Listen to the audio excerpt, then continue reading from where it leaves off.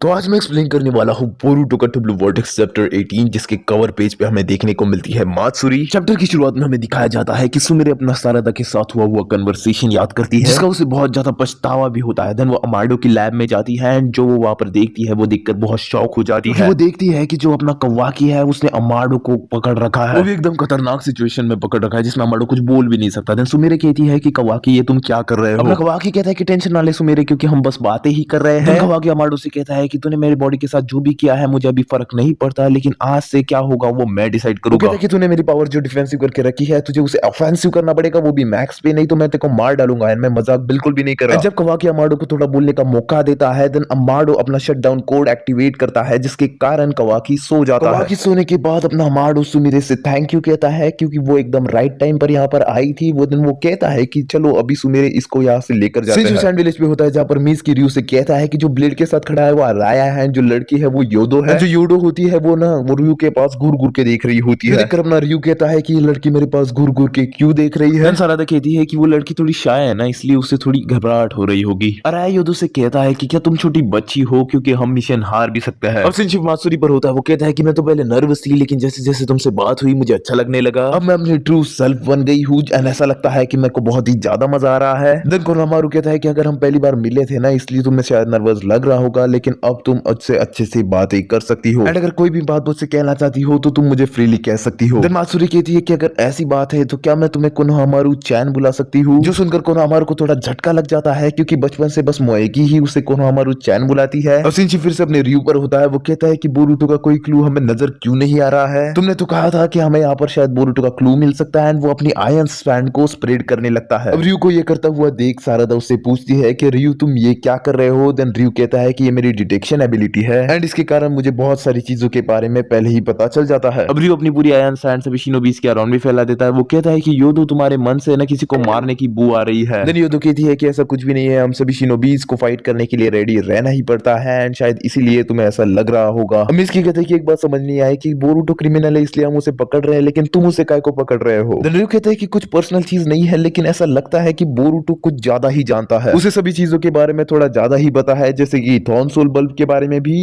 And इसलिए हमारे लिए अच्छा नहीं है एंड इसलिए जोरा सेंसेई ने कहा है कि उसको मार डालो। देन सारादा कहती है कि याद आया वो थॉन सोल बल्ब जिसके बारे में बोरुतो ने इन्वेस्टिगेशन में भी कहा था, तो तुम एक काम क्यों नहीं करते कि तुम उस थॉन सोल बल्ब को एक चारे की तरह यूज करो बोरुतो को पकड़ने के लिए। सीन शिफ्ट होता है कवाकी पे एंड वो फाइनली उड़ जाता है। देन अमाडो कहता है कि ज्यादा कूदो मत कवाकी। देन अमाडो कहता है कि मुझे पता है कि तुम्हें अपनी फुल पावर चाहिए शिंजू को हराने के लिए एंड इसलिए वो तुम चाहते हो कि मैं तुम्हें मॉडिफाई करूं एंड मैं वैसा करूंगा भी, लेकिन मेरी एक कंडीशन है कवाकी जो तुम्हें एक्सेप्ट करनी पड़ेगी। देन वो कहता है कि मैंने मेरी बेटी अकेबी के लिए एक फ्रेश क्लोन बॉडी बनाई है जिसमें वो रिजरेक्ट करेगी तुम्हारे कार्मा की वजह से। तुम्हारे कार्मा के अंदर मेरी बेटी का पूरा डाटा है एंड तुम्हें बस इस क्लोन पे अपना कार्मा देना है जिसकी वजह से मेरी बेटी फिर से जिंदा हो जाएगी। मैंने मेरी बेटी को जिंदा करने के मल्टीपल प्रयास किए लेकिन ये बस गॉड्स ही कर सकते हैं एंड मैं ऐसा नहीं कर सकता था, ये मैं जानता था, लेकिन ये ही मेरा मकसद है। तो मैं तुम्हें भीख मांगता हूँ कि प्लीज मेरी बेटी को कार्मा दो एंड उसको फिर से जिंदा करने में मेरी मदद करो, यही मेरी कंडीशन है। देन कवाकी कहता है कि फिर से कह रहा हूँ कि अगर तुम्हारी बेटी जिंदा होने के बाद एक ओत्सुत्सुकी बनती है तो मैं बिना हिचकिचाहट के उसे मार डालूंगा। देन अमाडो कहता है कि इसके चांसेस तो बहुत कम है लेकिन तुम्हें जैसा लगा तुम वैसा कर सकते हो, लेकिन मैं तुम्हें फाइट करूंगा। देन कवाकी कहता है कि अमाडो मैं तुम्हारी टर्म्स को एक्सेप्ट नहीं कर सकता, पहले तुम मुझे पावर दो उसके बाद ही मैं डिसाइड करूंगा। एक बड़ा खतरा सामने होते हुए भी मैं दूसरा बड़ा खतरा क्रिएट नहीं कर सकता। कवाकी कहता है कि टेंशन मत लो अमाडो, ये सब समय का खेल है। देन अमाडो कहता है कि प्लीज कवाकी प्लीज मेरी बेटी को कार्मा दे दो। देन कवाकी कहता है कि मैं कसम खाता हुआ अमाडो की मैं तुम्हारी बेटी को कार्मा दूंगा, लेकिन तभी मैं कार्मा दूंगा जब अभी के सभी दुश्मन खत्म हो जाएंगे एंड अगर वो एक ओत्सुत्सुकी निकलती है तो मैं बिना हिचकिचाहट के उसे मार भी डालूंगा। अमाडो कहता है कि कवाकी अभी तुम्हारी डिफेंसिव पावर्स और रीजनरेटिव पावर्स इतनी तकड़ी है कि तुम्हें कोई मार डाल ही नहीं सकता, मतलब तुम इमॉर्टल हो, लेकिन मैक्स ऑफेंसिव हो जाने पर तुम्हारे सर्वाइवल की गारंटी मैं नहीं दे सकता, तुम इजीली मार जा सकते हो एंड अगर ऐसा हुआ तो मेरे सपने भी टूट जाएंगे। देन कवाकी कहता है कि मुझे बस गारंटी नहीं चाहिए सर्वाइवल की, मुझे पोटेंशियल चाहिए उन सबको मार डालने का, तो मुझे बचाने के बारे में सोचना बंद कर दो अमाडो क्योंकि मैं तो नहीं रुकने वाला। देन कवाकी कहता है कि तुम मुझे मेरी लिमिट से ज्यादा सबसे ज्यादा स्ट्रांग बना दो, एक खतरनाक मॉन्स्टर बना दो, डिवाइन ट्री कोड और बोरुतो को मारने के बाद ही तुम अपने बेटी के साथ मिल सकते हो। शिव मात्सुरी पर होता है वो कहती है कि ये मेरी लाइफ का बेस्ट डे है कि तुम्हारे साथ इतनी बात करने को मिल रही है मुझे कोनोहामारू चैन। देन मात्सुरी कहती है कि मुझे पैदा हुए ज्यादा टाइम भी नहीं हुआ है लेकिन मैं आज बहुत ही ज्यादा खुश हूँ कोनोहामारू चैन। देन कोनोहामारू कहता है कि प्लीज कोनोहामारू चैन बोलना बंद कर दो क्योंकि एक ही बंदी है जो मेरे को वो बुलाती है एंड तुम जो ऐसा कहती हो तो मुझे गूज़बम्स आने लगते हैं, इसलिए तुम ऐसा मत कहो एंड वैसे भी तुम्हें इससे कुछ ज्यादा फर्क भी नहीं पड़ता होगा, राइट। देन मासूरी कहती कि बस एक बंदी तुम्हें ऐसा बुला सकती है, तो कौन है वो बंदी?